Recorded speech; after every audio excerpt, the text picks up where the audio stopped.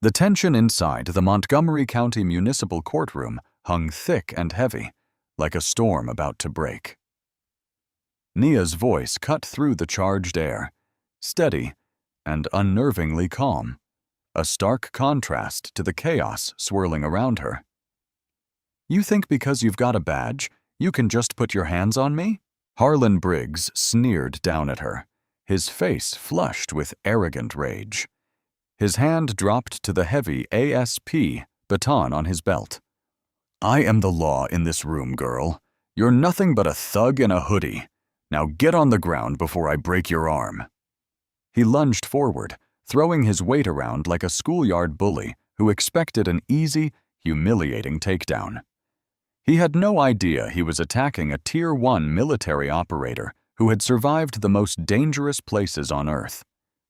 In an instant, the predator was about to become the prey.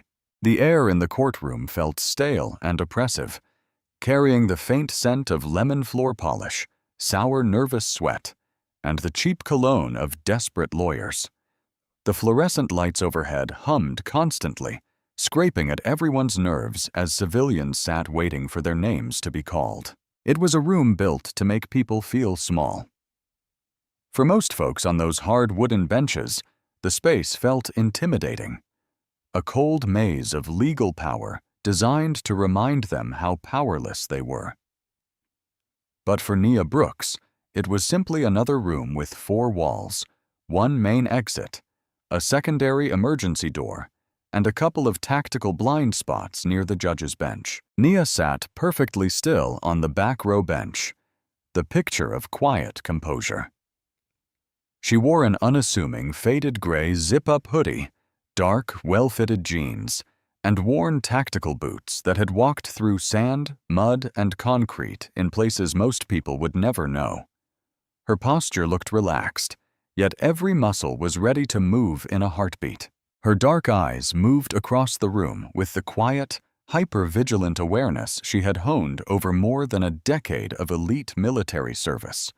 She didn't see ordinary citizens. Her mind automatically sorted everyone into non-combatants, potential threats, or obstacles.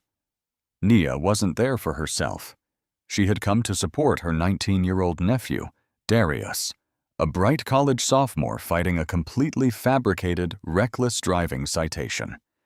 The ticket was blatant profiling, and Nia had taken leave to make sure the system didn't swallow her nephew whole. Nia was a Navy SEAL. More specifically, she was a pioneer, one of the few women to survive the brutal crucible of BUDID's training at the Naval Special Warfare Center in Coronado, California. For years, she had operated in the shadows, executing high-stakes direct action missions, hostage rescues, and close-quarters battle operations across some of the world's most hostile regions. She knew exactly what real danger felt like, the terrifying crack of a supersonic bullet passing close to her ear, the deafening blast of a breaching charge. By comparison, this courthouse was nothing. But there was a different kind of threat here, one wearing the armor of local authority. Standing near the wooden gates that separated the gallery from the judge's bench was bailiff Harlan Briggs. He wore his authority like a loaded, unsafetied weapon, constantly swinging it at anyone he considered beneath him. A deeply bitter veteran of the local police force, he had been moved to courtroom duty after a long string of excessive force complaints the department and union had quietly buried to avoid scandal. He was heavily built, pushing 240 pounds, his uniform stretched tight over a thick, barrel-like torso. His face stayed permanently flushed with arrogant aggression, fueled by high blood pressure and a fragile ego. From the moment Nia and Darius had walked through the metal detectors, Briggs had been watching them with hard, calculating eyes full of raw prejudice. To him, the young black man in the nervous dress shirt and the athletic black woman in the casual hoodie weren't citizens seeking due process. They were targets. They were prey meant to be subdued. "Look at them," Briggs muttered to a younger deputy nearby, roughly adjusting his heavy belt so his gear rattled. thinking they own the place, strolling in here in street clothes. Zero respect for the law or the badge. The younger deputy shifted uncomfortably and looked away, but Briggs didn't need validation. He fed on his own toxicity. He thrived on the cheap thrill of intimidation. All morning, he had deliberately paced past their bench, his hand resting pointedly on the butt of his holstered Glock. He wanted them to see the gun. He wanted them to feel the threat. At one point, he had bumped Darius's knee with the heavy baton, sneering, "Watch your legs, boy. Try not to trip the law." Darius had instantly tensed, breath catching, fists tightening on his lap. But Naya had placed a calm, grounding hand on his shoulder. "Breathe," she whispered. "He's fishing for a reaction. Control your space. Don't take the bait." Through every bit of it, Nia's heart rate never rose. She had been brutally interrogated by hostile forces during SERE training, hunted through freezing, unforgiving mountains, and pushed far past what most people believed were human limits. A small-town bully with a tin badge and a glaring superiority complex was nothing to her. He was an annoyance, a gnat buzzing around a lion. But as the morning wore on, Briggs grew increasingly irritated, then enraged, by Nia's total lack of fear. Her calm, unwavering eye contact stripped away the power he craved. In his twisted worldview, people who looked like her were supposed to look down at the floor. They were supposed to cower when a man in uniform approached. He decided it was time to teach her a harsh, physical lesson in respect. When Judge Thornton banged his gavel and called for a brief recess to review case files in chambers, the courtroom stirred with low murmurs of relief. Lawyers shuffled papers and snapped briefcases shut. Civilians stood to stretch their cramped legs. Darius exhaled a shaky breath and rose to use the restroom, desperate for a moment away from Briggs's oppressive glare. Naya remained seated, casually pulling her smartphone from her hoodie pocket to check an encrypted message from her commanding officer about her upcoming deployment schedule. Briggs saw his golden opportunity. With the judge safely behind closed doors, the courtroom was his undisputed kingdom. He swaggered down the center aisle, heavy boots thudding loudly on the linoleum to announce his approach. He stopped directly in front of Nia, deliberately stepping into her personal space and looming over her seated figure. The harsh, pungent scent of stale black coffee, chewing tobacco, and cheap aftershave rolled off him in a suffocating wave. "Hey, you," Briggs barked, loud enough to draw the nervous attention of the remaining people in the gallery. Nia slowly, deliberately looked up from her illuminated phone screen. She didn't flinch. She didn't scramble to her feet or stammer an apology. She simply met his furious gaze with eyes as cold, dark, and impossibly deep as the Pacific Ocean at midnight. "Can I help you, officer?" "There's no cell phones allowed in the gallery, girl. Can't you read the damn signs?" Briggs demanded, aggressively pointing a thick finger at a placard near the heavy oak doors. The sign actually stated that phones must be silenced, not put away entirely. "My phone is on silent, officer," Nia replied. Her voice was perfectly even, flawlessly modulated, and entirely free of the trembling submissiveness Briggs was desperate to hear. She calmly pressed the lock button and slid the device back into her hoodie pocket, keeping her hands visible. "Is there a problem?" "The problem is your attitude," Briggs sneered, leaning in closer until his face was inches from hers. He dropped his voice to a malicious, gravelly whisper meant only for her ears. "I know your type. You come in here with your hood rat clothes, disrespecting my courtroom. You think you're tough. You think the rules don't apply to people like you." Nia didn't react to the racial slur or the thinly veiled threat. Instead, she analyzed him the exact way she would analyze an armed combatant in a war zone. She noted his rapidly elevating heart rate, visible in the pulsing vein in his thick neck. She saw his dilated pupils and his aggressive, forward-leaning posture. She calculated his center of gravity. He was actively looking for a physical altercation. He wanted her to snap, so he would have the legal justification to hurt her. "I'm strictly following the rules, officer. I'm simply sitting here quietly, waiting for my nephew's case to be called," Nia said, her hands resting relaxed and open on her lap. "Step back, please. You are inappropriately invading my personal space."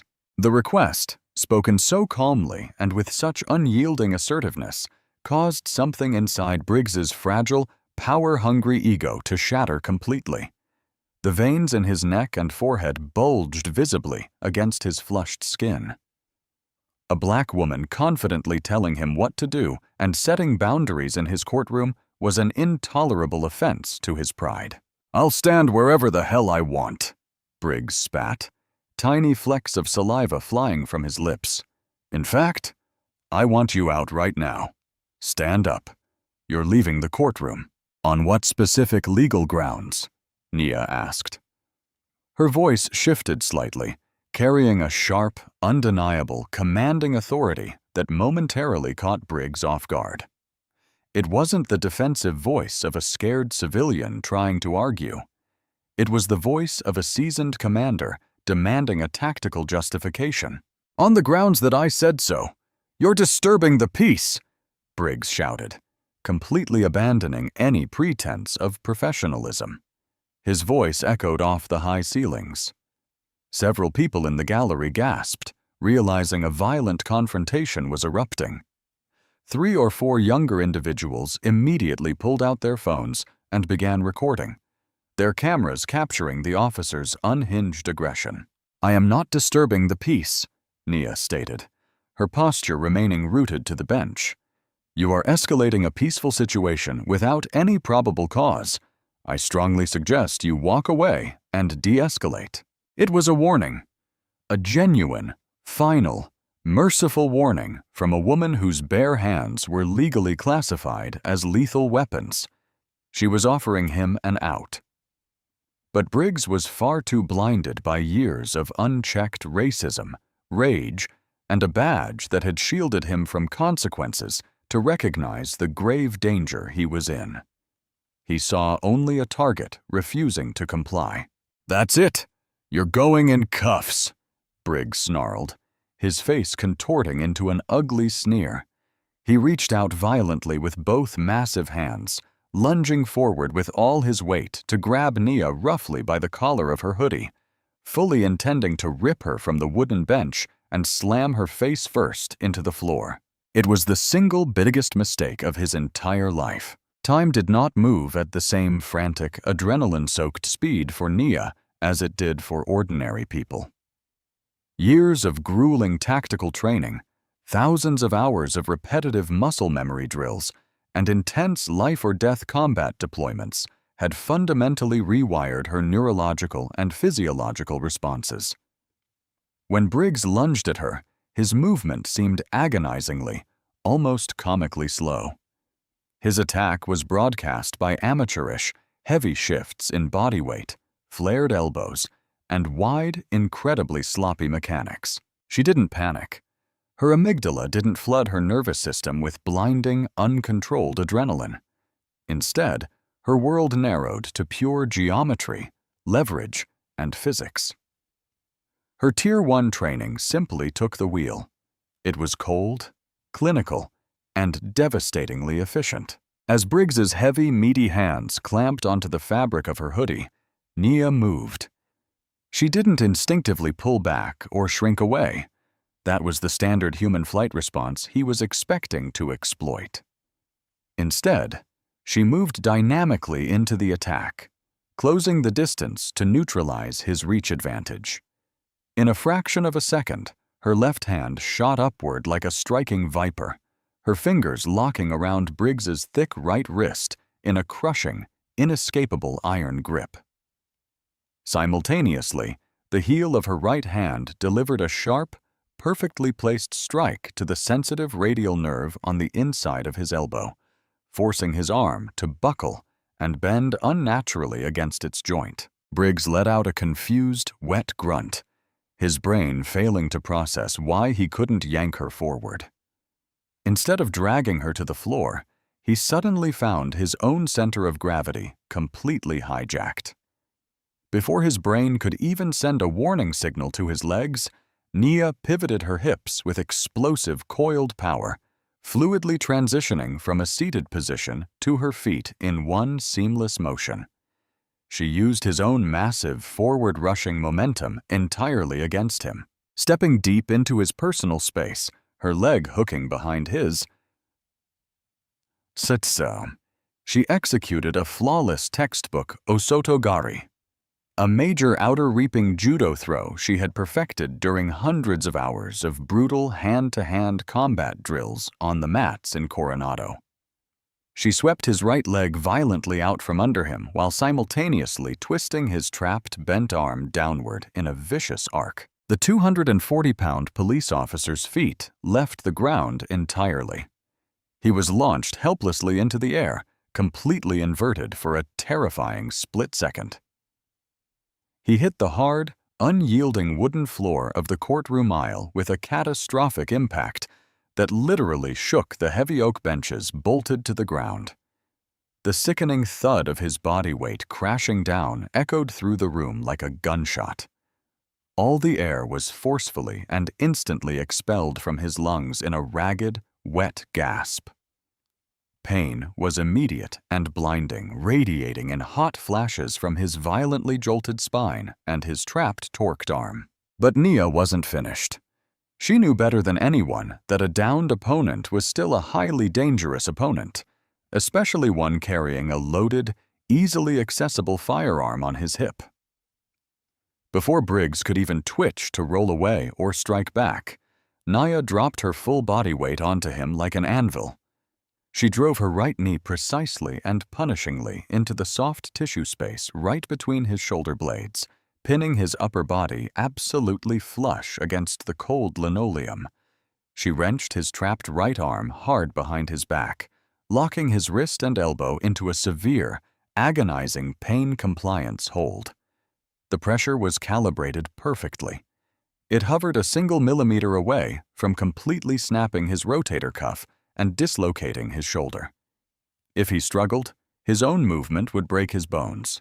With her free left hand, she instantly and methodically swept down to his heavy-duty belt. She didn't try to draw his weapon.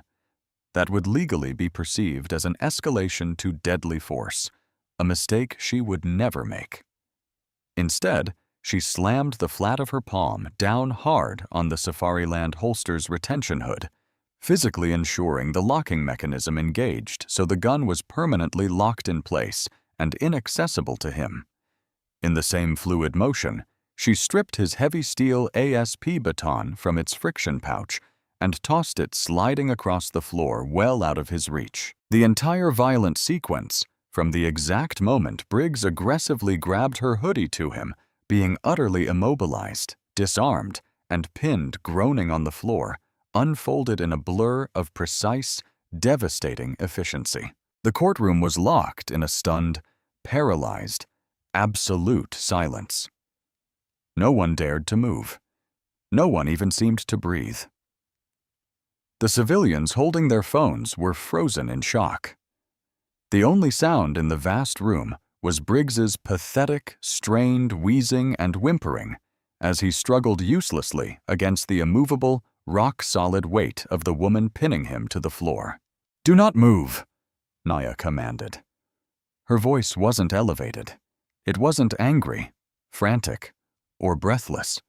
It was the chilling, absolute, authoritative voice of a Tier 1 operator who had complete, unquestionable control over life and death in that exact moment. "If you try to buck, roll, or reach for your weapon, I will break your arm in 3 places before you take a breath. Do you clearly understand me?" "Get off me!" Briggs choked out, his flushed face smashed painfully against the dirty floor, tasting the lemon polish. Humiliation, pure panic, and agonizing physical pain warred in his strained voice. "Assault! Assault on a police officer! "You initiated unwarranted hostile physical contact," Nia stated loudly, her enunciation crisp and perfectly clear, ensuring the dozen civilian cell phones still recording the incident captured her legal defense flawlessly. "I executed a proportionate, non-lethal defensive maneuver to neutralize your threat. Stay down and do not resist." Suddenly, the heavy double doors at the back of the courtroom burst open violently. 3 other deputies, alerted by the sickening crash, rushed into the aisle.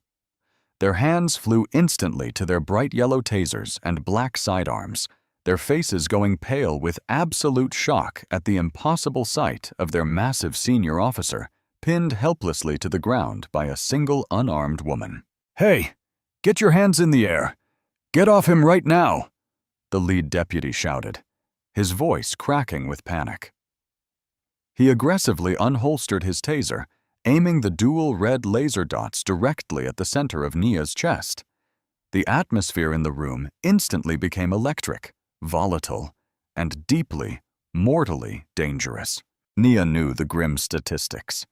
She knew exactly how quickly chaotic, high-adrenaline situations like this could turn fatal, especially for a black civilian surrounded by nervous, trigger-happy law enforcement officers defending one of their own. She didn't hesitate or try to argue her position from the floor. She immediately released her punishing grip on Briggs's arm, smoothly stood up, and raised both of her hands high into the air. She kept her fingers splayed wide, showing her empty palms, and slowly, deliberately stepped backward, putting non-threatening distance between herself and the downed, gasping officer. "I am unarmed. I am fully complying with your orders," Nia announced, her voice ringing clear, steady, and remarkably calm through the chaotic, shouting room. She purposefully modulated her tone to trigger their de-escalation training rather than their fight-or-flight reflexes. The officer down on the floor initiated an unprovoked physical assault against my person. I acted strictly in self-defense to prevent bodily harm. Briggs scrambled clumsily to his feet, groaning loudly. His face was an ugly, mottled purple with unhinged rage and deep shame.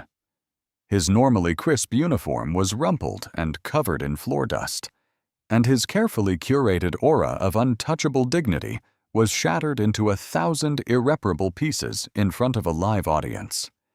He clutched his throbbing shoulder, gasping greedily for air, but his profound public embarrassment quickly acted as fuel for a venomous, desperate hatred. "She attacked me!" Briggs screamed, pointing a thick, trembling finger at Nia.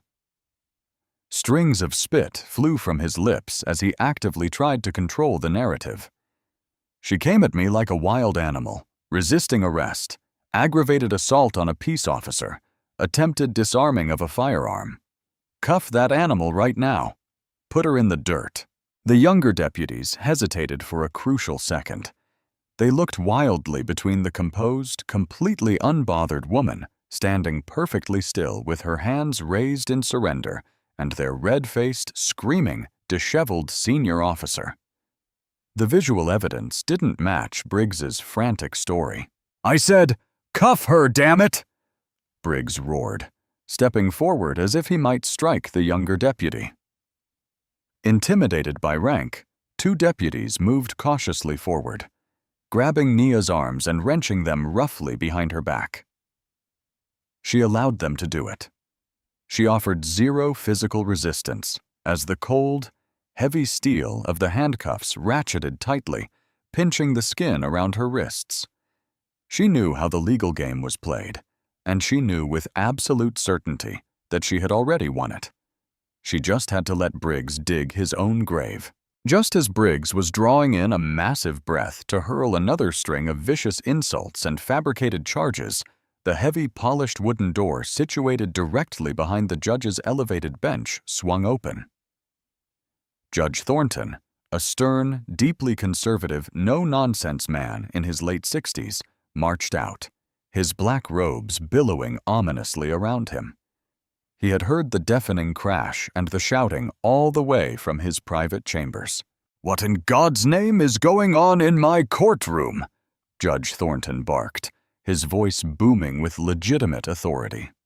His sharp eyes swept analytically over the disastrous scene, the overturned gallery chairs, the half-dozen civilians openly recording on their phones, his heavily panting, filthy bailiff, and the handcuffed, utterly calm woman standing tall in the center aisle, surrounded by armed deputies. "Your Honor!" Briggs panted, instantly stepping forward and sickeningly shifting his demeanor to play the wounded victim. He put on a pained, highly exaggerated expression, clutching his arm. This woman became highly belligerent and verbally abusive. She was actively disrupting the court proceedings. When I politely asked her to step outside, she attacked me. Utterly unprovoked, Your Honor. She used some kind of martial arts move to blindside me. She's incredibly dangerous. We need her locked in holding downstairs immediately before she hurts someone else. Judge Thornton frowned deeply, the lines on his forehead creasing as he looked closely at Nia. He didn't see a belligerent thug. He saw a woman standing at perfect attention despite being in irons. "Is this true, young lady? Did you strike my bailiff?" Nia stood tall, her shoulders squared impeccably, looking the formidable judge dead in the eye with zero intimidation. "No, Your Honor. It is a complete and utter fabrication. Officer Briggs racially profiled me from the moment I entered this building. He harassed me, invaded my personal space, and then attempted to unlawfully and violently grab me by my clothing to drag me to the floor. I utilized a standard defensive takedown merely to protect myself from his unwarranted assault." "She's lying to your face!" Briggs shouted, his confidence artificially bolstered by the sight of Nia in handcuffs. In his small, corrupted mind, he was untouchable. He was the veteran cop. She was just a civilian minority. The justice system would always protect him. The blue wall of silence always had before. "She's a violent, lying thug, Judge. Lock her up and throw away the key." "I am not a thug, Officer Briggs," Nia said. Her voice suddenly dropped a full octave, carrying a lethal, icy edge that made the hair on the back of the younger deputies' necks stand straight up. It was the voice of a predator addressing its prey. She turned her attention respectfully but firmly back to the judge. "Your Honor, my name is Chief Petty Officer Nia Brooks. I am an active operator with the Naval Special Warfare Development Group, and I highly suggest you pull the courtroom's high-definition security footage right now, before this officer commits any further felony perjury in your direct presence." The courtroom fell dead silent once again.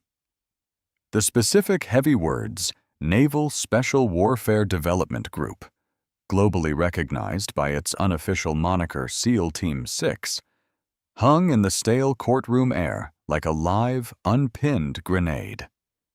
The smug, violently arrogant smirk that had been slowly creeping back onto Briggs's flushed face instantly evaporated, replaced by a sudden, sickening, grayish pallor. He swallowed hard, an audible gulp in the quiet room.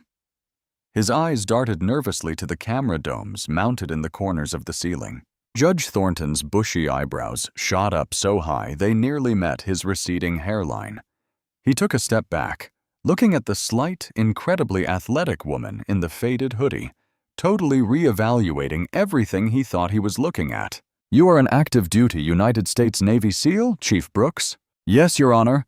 I am currently on approved shore leave, here solely supporting my nephew regarding a traffic citation," Nia replied calmly, nodding toward a wide-eyed Darius who had just returned to the room. "And as an elite military operator trained extensively in kinetic threat assessment and lethal close-quarters combat, I can assure you beyond a shadow of a doubt that if I had genuinely wanted to attack Officer Briggs, he would not be standing here right now breathing well enough to lie to you about it." A few people in the gallery, emboldened by Nia's unyielding defiance, stifled nervous, mocking laughter. Briggs looked like he was going to be physically sick. The blood had entirely drained from his extremities. "Deputy Reynolds," Judge Thornton snapped, his tone shifting from confused to dangerously sharp. He glared at the young deputy who had been shadowing Briggs all morning. "Go directly to the security control room. Pull the raw, unedited feed from the gallery's primary camera. Bring it to my bench monitor. Right this instant." "Yes, Judge, right away," the deputy stammered, practically sprinting out of the heavy courtroom doors, eager to distance himself from Briggs. The following minutes were agonizing psychological torture for Harlan Briggs. He stood awkwardly near the bailiff's desk, sweating profusely, cold beads forming on his forehead. His panicked mind raced, frantically searching for a loophole, a way out of the trap he had blindly leaped into. He thought about claiming she had possessed a concealed weapon. He thought about claiming he felt deeply threatened for his life, but he knew the camera directly above them was high definition. He knew it captured crystal clear, omnidirectional audio. He was trapped in a cage of his own making. Nia stood silently in her handcuffs, a picture of absolute, terrifying stoicism. Darius watched his aunt with wide-eyed awe and profound relief. When Deputy Reynolds finally returned, breathing heavily, he handed a linked smart tablet up to Judge Thornton on the bench. The judge aggressively tapped the screen and watched the recorded footage. The courtroom was so incredibly quiet, you could easily hear the faint, tinny audio playing from the tablet's small speakers. Everyone in the room watched Judge Thornton's face. They watched the deep frown lines carve themselves deeper into his skin. They watched his initial skepticism curdle into a scowl of pure, unadulterated disgust. They watched as the video unequivocally played Briggs leaning in, whispering his vile racist venom, and then violently, unprovoked, lunging at the seated, utterly unmoving woman. They watched the flawless, lightning-fast defensive takedown play out in indisputable high definition. Judge Thornton set the tablet down on his heavy wooden desk with a sharp, echoing clack. "Take the handcuffs off Chief Brooks immediately," the judge ordered, his voice as cold and hard as a glacier. The deputy holding Nia immediately fumbled frantically for his keys, his hand shaking as he unlocked the steel cuffs. Nia smoothly brought her arms forward and rubbed her wrists, never once breaking her lethal, pinning eye contact with Briggs. "Officer Briggs," Judge Thornton said, his voice echoing through the chamber with righteous, terrifying fury. "I have tolerated your aggressive, heavy-handed tactics and your poor temperament in my courtroom for far too long, simply because the police department asked for a favor regarding your placement. But this is beyond the pale. This is aggravated as assault under the color of law. This is a profound, sickening disgrace to the badge you wear and the oath you took. Judge, please wait. You have to understand, she was—" Briggs began. "Silence!" Judge Thornton roared, slamming his gavel down so hard the handle nearly splintered. "I watched the damn tape with my own eyes, Briggs. You verbally harassed and then physically accosted a highly decorated member of the United States Armed Forces, totally unprovoked. And then you stood right here in my courtroom, in front of God and the public, and boldly lied to my face, attempting to frame an innocent woman for a federal felony to cover your own pathetic tracks." Briggs took a stumbling step back, his large hands shaking visibly. The crushing reality of the situation was finally cascading down on him. The power dynamic hadn't just shifted, it had entirely, permanently inverted. He was no longer the apex predator. He was the criminal. "Deputy Reynolds," Judge Thornton commanded, pointing an accusatory finger directly at the disgraced, trembling officer. "Strip Harlan Briggs of his duty weapon, his taser, and his badge. Read him his Miranda rights. You are placing him under arrest right now for assault, battery, civil rights violations, and felony perjury." The sharp, metallic sound of Officer Briggs' own handcuffs ratcheting tightly around his thick wrists echoed like a final gunshot in the silent courtroom. The man who had spent 2 full decades aggressively bullying, intimidating, and abusing his unchecked power was now openly weeping. His face was red with a completely different kind of flush, total, inescapable, career-ending humiliation. As he was roughly led away by the same deputies he used to command, entirely stripped of his heavy gun belt and his false dignity, he cast one final, hateful, desperate look back at Nia. She didn't gloat. She didn't smile or taunt him. She simply gave him a slow, curt, dismissive nod, a disciplined soldier acknowledging a thoroughly defeated, broken enemy before moving on. But the hard karma for Harlan Briggs was only just beginning to warm up. Soon after, the courtroom security video, along with multiple angles from the civilian cell phones, leaked to the press. It spread rapidly around the world. The incredibly satisfying sight of a corrupt, violently racist cop being effortlessly dismantled and exposed by a remarkably calm, highly disciplined black female Navy SEAL struck a massive resonant chord with the global public. The local Montgomery County Police Department, desperate to save face and avoid a catastrophic civil lawsuit, fired Briggs immediately, stripping him of his pension. But the nightmare didn't end there for the former cop.